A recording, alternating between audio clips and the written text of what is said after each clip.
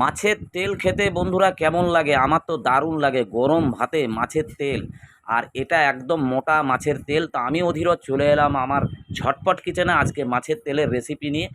তো কড়াই গরম হয়ে গেছিলো, সর্ষের তেলের মধ্যে জিরে আর শুকনো লঙ্কা দিয়ে দিলাম, প্রথমে ঝিরি ঝিরি পেঁয়াজ আর একটু ছোট ছোট করে আলু কেটে রেখেছিলাম। বেগুন আমি দিচ্ছি না, কারণ বেগুনে অ্যালার্জি আছে।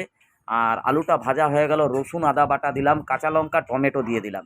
তো খুব ভালো করে ভাজা হলো। আমি কিন্তু মাছের তেলটাকে ধুয়ে রেখেছিলাম, দিয়ে দিলাম জিরে, হলুদ, লঙ্কার গুঁড়ো আর পরিমাণ মতো নুন দিয়ে খুব ভালো করে কিন্তু আমি নেড়ে নেব।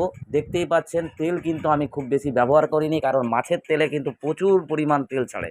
আর এটা কিন্তু আবার বলছি, গরম ভাতে এত অপূর্ব লাগবে। শুধু একটাই জিনিস কম হয়ে গেল আমার, ধনেপাতা। তো আপনারা অবশ্যই যখন হয়ে যাবে একটু ধনেপাতা দিয়ে দেবেন। ভালো লাগলে লাইক, কমেন্ট, শেয়ার করবেন। আমার চ্যানেলটাকে সাবস্ক্রাইব করে আমার পাশে থাকবেন।